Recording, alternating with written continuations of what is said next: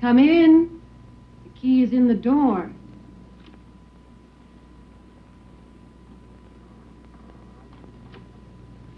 Mrs. Brinks? It's Eric's formal wear. I brought the dress. Just a moment.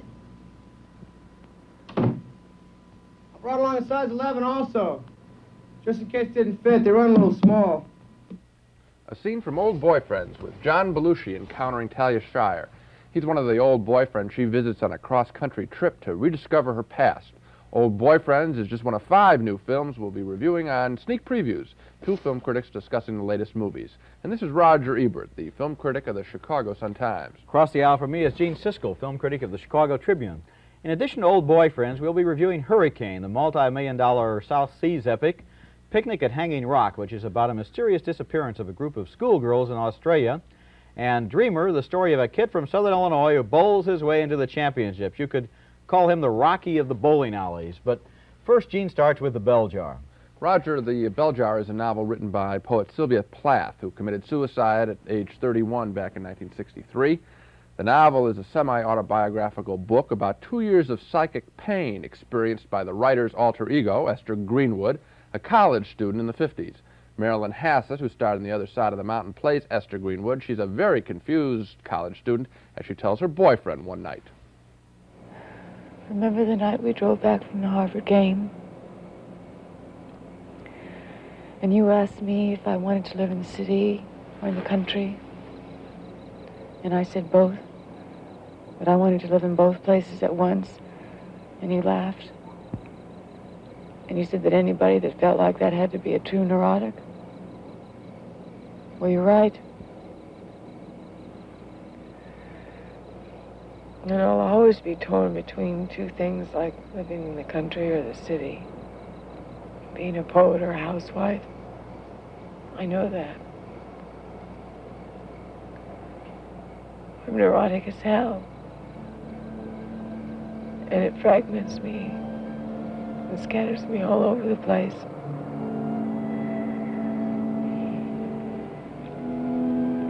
And I'll probably end up spending the rest of my life flying back and forth between one mutually exclusive thing and another.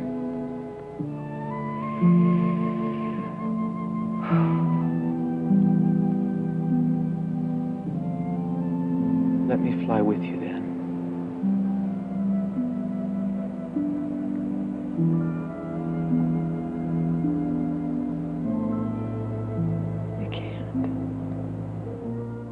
I don't know why he can't fly with her. It's a sad scene maybe, but it doesn't make much sense at all. She's just mouthing words there when she tells her boyfriend about wanting to be both a poet and a housewife. We don't buy it. Up until this point in the movie, all she's ever talked about is wanting to be a poet. In fact, to help her writing career, after graduation, she wins a chance to work as an editorial assistant on a New York women's magazine. Now the movie gets really loony as Esther talks with one of her Southern Belle girlfriends, who also works at the magazine, about their writing careers. Do you really want to be in fashion? Oh, Lordy, no. I want to write novels of unending passion and unrequited love, like Philomena Guinea writes. Philomena Guinea? She's my sponsor at school. You know her? You mean you really know her? Tell me what she's like. Well, she's very tall and very austere, and she talks very English, although she was born in Ohio. But she writes potboilers, Doreen. So what? She makes loads of money. You know, they make movies out of her book. She travels all over the world. But that's just a dream. I mean, I'm going to wind up married with a bunch of kids, and that's as far as my old pop dream's going to go anyway. It's not a pipe dream. You could do anything you want to. Oh. You really could. You could be a scientist, a doctor. You could be a Lady Olympic pro champion, or a Boston Symphony trumpet player, or a deep sea diver. Or you could be a pot boiler rider, or a pot rider boiler, or a rider boiler pot. You are behind the barn. Esther Greenwood, you are. Unbelievable. A classic dumb moment in the movies. That scene's a cross between All My Children and Hee Haw. Seen as a look of a low-grade soap opera, as does the entire second half of the film, as Esther encounters an assortment of slobbering men who want to rape her. The film, The Bell Jar, really trashes the novel, and that's a particular shame. Sylvia Plath, the author, has a wide following among young women in college. They read her poetry, and they don't regard her novel or her poetry as soap opera. They identify with its revelations and relate to its psychic pain. I think those readers will be insulted and angered by what's happened to The Bell Jar. As for those who haven't read the book, they'll just find the movie boring and I think sometimes laughable. I agree. You know, one of the problems that the movie faces and never solves is the problem of making a writer interesting in the first place in a movie. Writing is not a cinematic act. I mean, ordinarily you see the guy, it's the middle of the night, he's tearing paper out of the typewriter, throwing it across the room, drinking scotch. She doesn't even go that far. She writes a couple of notes in a loose-leaf binder, and that's it. Yeah, it doesn't show the madness either very creatively. All that she does throughout the film, pretty much, is scream at the top of her lungs. And when you start at an emotional pitch that high, fairly early in the movie, the actress has no place to go. That's unrelenting. And there's another problem, too. She's always going on and on about how this woman's magazine in New York is beneath her. And yet the entire movie is on the level of True Romances or True Confessions. This is one of the few movies about suicide in which the audience is shouting, jump, jump, you know, get it over with. You're right. Put us out of our misery. You're right. Next, we have a mysteriously beautiful and haunting film called Picnic at Hanging Rock. One sunny summer day, nearly 70 years ago, or so an old story goes, a party of Australian schoolgirls went on a picnic to Hanging Rock, an ancient outcropping at the edge of the sea. Now, some of them never returned. And strangely enough, when I tell you that, I'm not revealing the ending. Here's a scene from early in the film, and watch how the director, Peter Weir, uses music and sunlight and easy laziness to establish a mood in which danger lurks just out of sight. C'est très joli, n'est-ce pas? Yeah, you wouldn't have the time, I suppose, miss. Miranda, your pretty little diamond watch. Don't wear it anymore. Can't stand it ticking above my heart.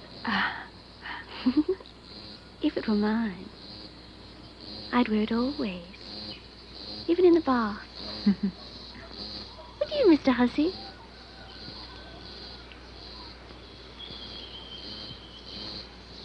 Stopped at 12. Never stopped before. Must be something magnetic. Well after 2, I'd say.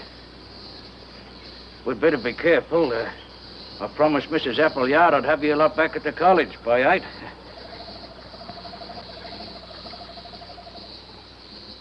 Except for those people down there, we might be the only living creatures in the whole world.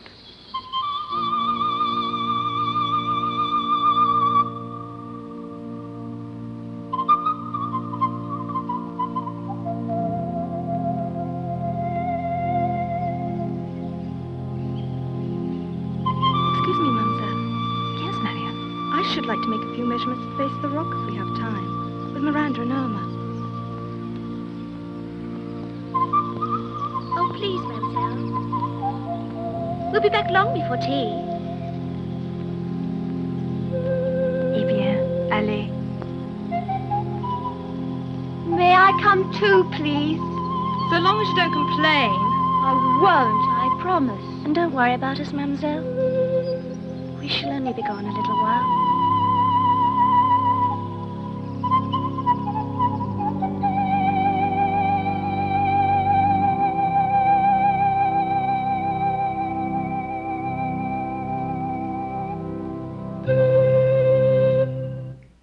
The clothes and manners there are really incongruous in that savage landscape, which is one of the ways that the movie makes its point. The girls wander off to explore Hanging Rock, and then the rest is silence. But there's one girl who eventually does reappear, and she doesn't remember what happened, or she says she doesn't. And after she recovers, she returns to the school, and to intense and hostile curiosity, it's as if they blame her for what happened.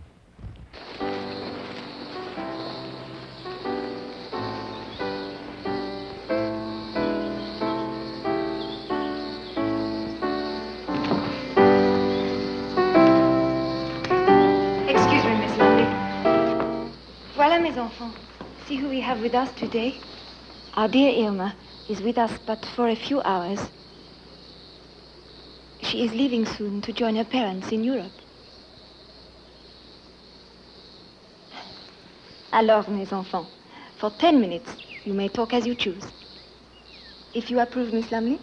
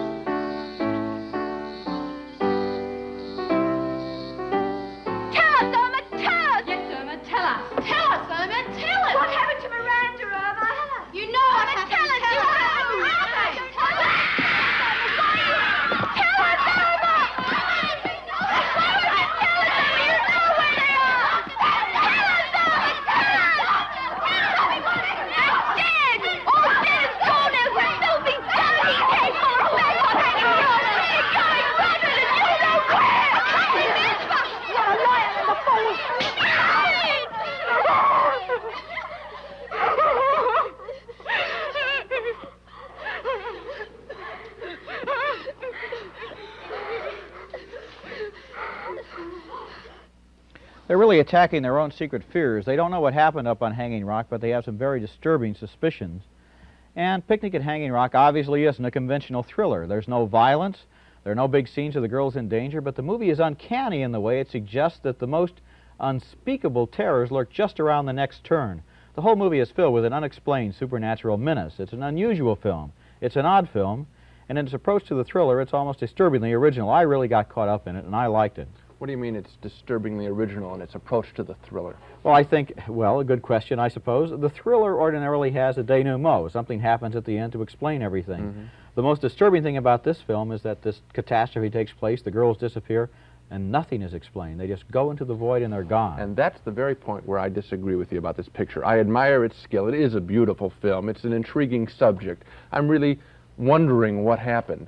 And yet we don't get that payoff, and that frustrated me. I felt for about an hour that we get little clues something might happen, nothing's delivered. That's what I love, the fact that you think something's going to happen and nothing does. These are people who are down in a landscape where they don't belong. They're kind of civilized British immigrants, let's say, or the children of immigrants. They're in this savage, ancient landscape. They don't belong there. They disappear. If there were an explanation, they fell into the river or the sea and drowned, they were bitten to death by flies, anything like that would be disappointing. Well, the question is even better when it's not answered. Yeah, but I don't think so. The answers that you give, I think, are rather trivial, and you probably aren't serious about them. They're certainly trivial compared to the rest of the film. Okay. We expect something significant.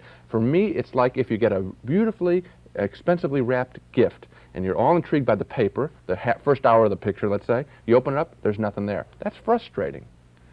I can't think of anything I would rather have inside that gift than the great silence and the great feeling of mystery that this film leaves. I don't want anything to be there. I like the way the film ends. Okay, well, I will say this about the film. I think of all the 5 pictures that we have on the show, this is the best one.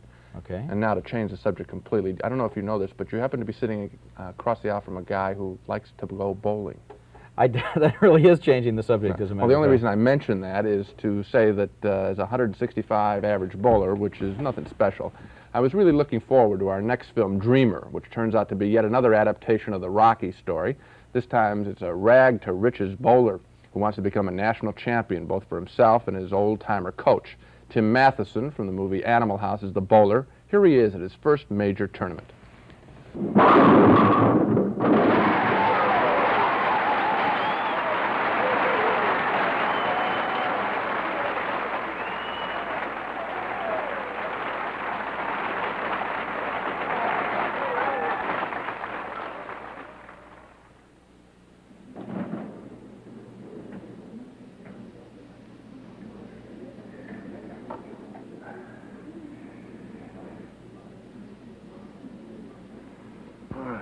This is the one.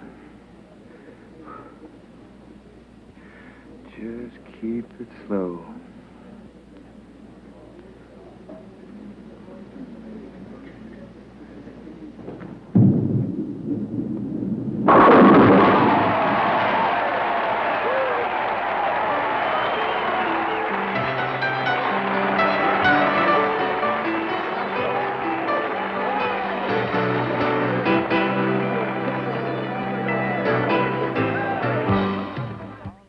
Even as a bowler, I've got to admit that it isn't very exciting watching a guy knock down all the pins when you just know he's going to knock down all the pins. Maybe that's why they added that music there to spike up the action. Anyway, he brings his trophy that he wins back to his home base, a small-town bowling alley, where he's got to fix a broken pin-setting machine before encountering his girlfriend, played by Susan Blakely.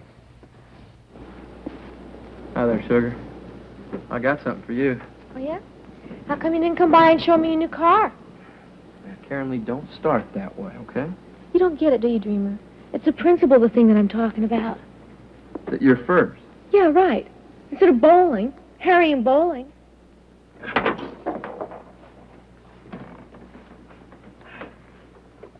This is for you. Well, you did it, huh? Uh-huh. You like that? Nice.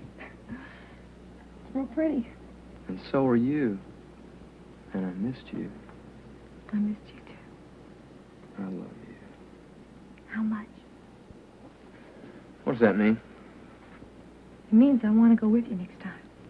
The time I took you, I bowled 146 and finished out of the money right in the hole. That's I know. right. Oh, we had fun, remember? Oh, you had fun. I didn't like losing.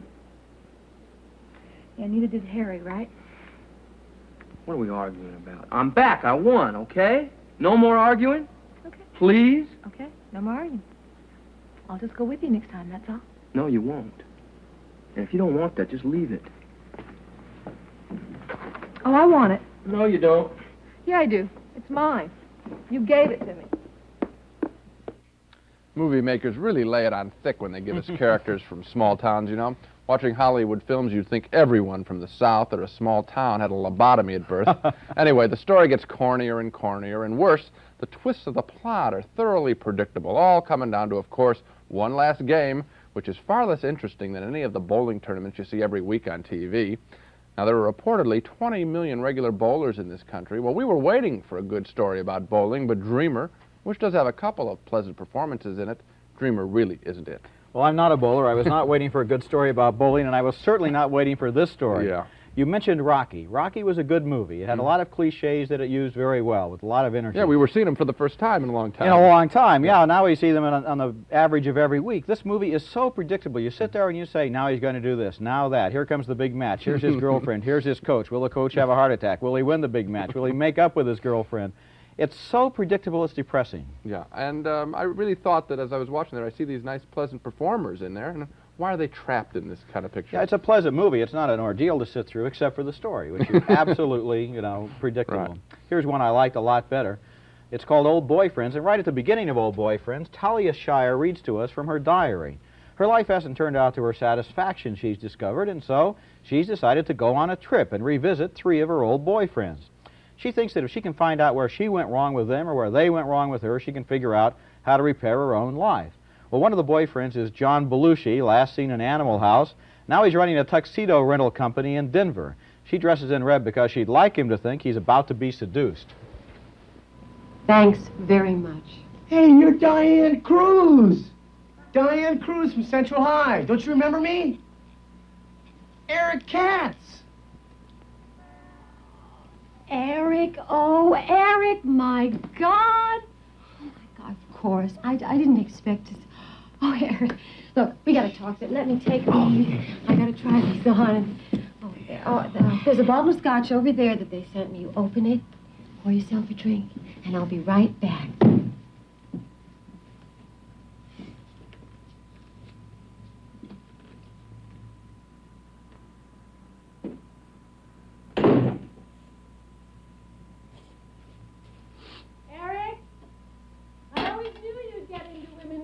But I think this is ridiculous.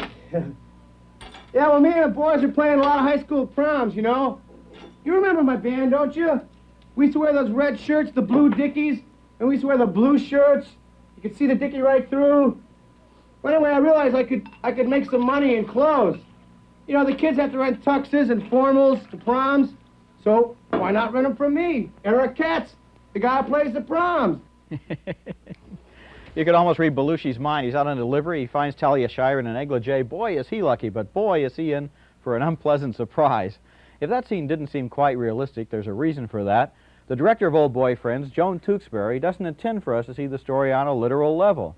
She sees it more as a fairy tale in which the young princess goes off to visit 3 Prince Charmings, and the first character is sort of heroic, the second is Belushi, who we just saw, and then she meets Keith Carradine, who is the brother of her old boyfriend Louis, who was killed in Vietnam. Carradine is a special case. I had quite a crush on Louis. I guess everybody did. They made a big deal out of it when they brought his body back. They had a parade and made speeches. What do you do? Did you join the service too?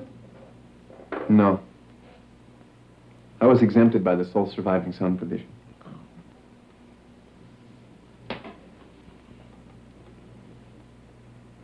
What do you do now? Odd jobs.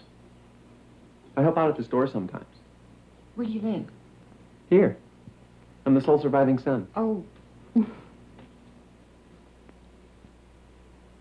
Louis let me visit him at the camp once. Everybody went, but I was the one he wanted to see. Were you his favorite? Sure, he was mine. He was mine, too. Louis was going to be a writer. Sometimes I write stories. Maybe you could write a story about it. Maybe I could write a story about you. Maybe. Maybe we could be friends. You can kind of glimpse strange things there in Carradine's mind.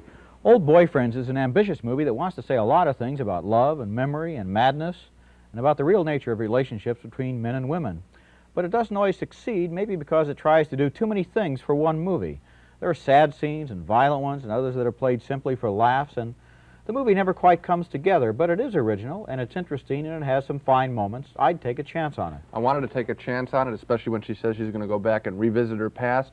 But we find out that isn't what she's really up to. It's such a depressing, downbeat character. I really didn't care about her journey. I think the movie is about the fact that what she says she's going to do at the beginning is not what she's really going to do. The revelation of her real motives are part of the film. Well, if it had been a stronger film up until then the revelation would have made some sense. But since we don't get it in the beginning, I was thoroughly confused. Really. Well, I don't think it's a great film, but I did think it was very much worth seeing. Well, one thing, it's a lot better than our next picture, that's for sure. I haven't really liked any of the movies on this show, and so to keep my record solidly intact, let's get to Hurricane, which has a lock on becoming one of the worst films in 1979. Or of the decade. I think I'm with you. First of all, they couldn't even get the title right. Hurricanes in the South Pacific, where this film takes place, are called typhoons. This is another story of a skittish white woman falling in love with a dark-skinned native prince. You know the story very well. The romance gets the native god so angry that that brings about the typhoon. Is Mia Farrow and her island prince scramble for safety by shinning up a tree. Hurricane is supposedly an expensive movie, but in this scene that you're about to see, I think you're going to be able to spot the cheap miniature island village, and then when the actors are being filmed in a special effects pool. Also, watch for the cliche at the very end of the scene as the typhoon hits.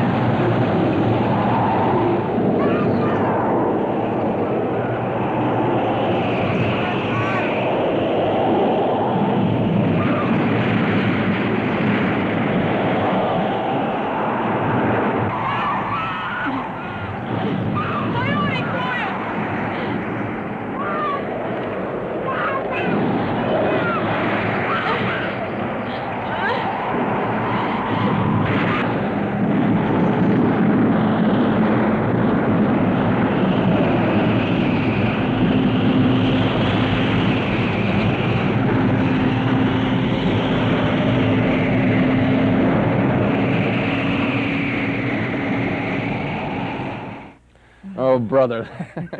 That says it all about the unoriginality of this picture. The movie runs nearly 2 hours, a dull 90-minute romance followed by a 30-minute rainstorm. Just awful. You wonder sometimes what good actors are doing in a movie like this. You think of Jason Robards, Academy Award winner. Max von Sydow, he's been in a dozen pictures by Bergman. Trevor Howard, 40 years of great British filmmaking. Apparently, they just couldn't pass up the opportunity for a big paycheck and spend the summer on Bora Bora. The movie is a complete mess. Yeah, there's really nothing more to be said about it. Awful. One to absolutely miss. There is one more thing to be said about it. Please miss it. Well, now here's Spot, the Wonder Dog, to remind us it's time for Dogs of the Week, where each of us picks the week's worst movies. Right, Gene, and my dog this week is Beyond the Door, number 2, that is. The original Beyond the Door was an Italian ripoff of The Exorcist, badly dubbed into English. But Beyond the Door number 2 breaks new ground. It's an Italian ripoff of The Omen Part 2, badly dubbed into English.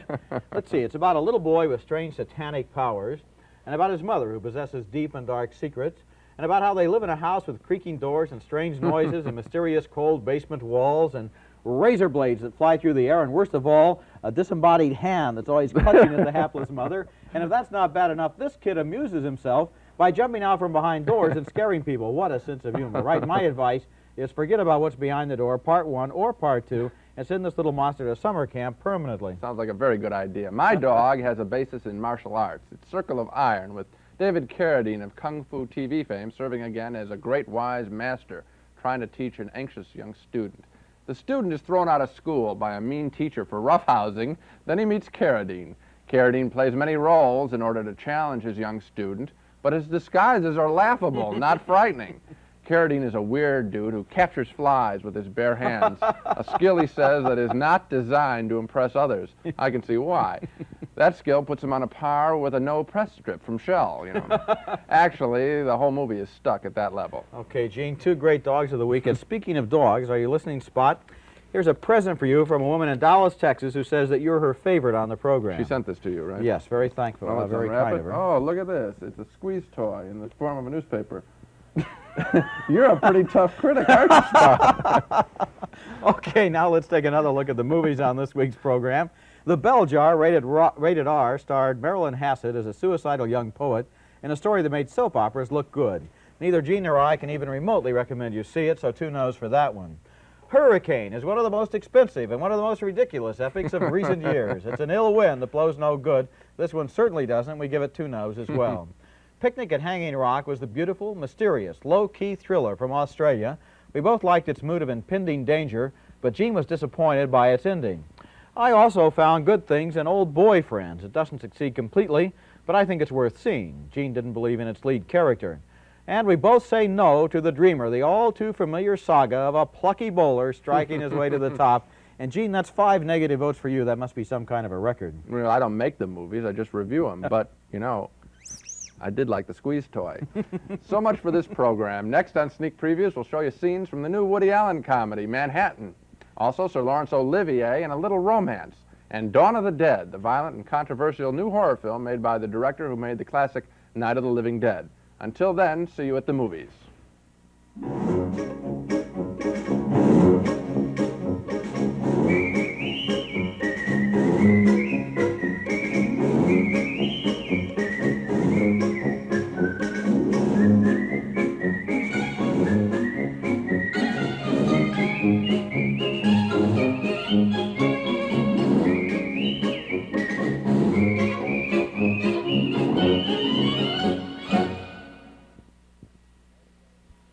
Funding for this program is provided by this station and by other public television stations.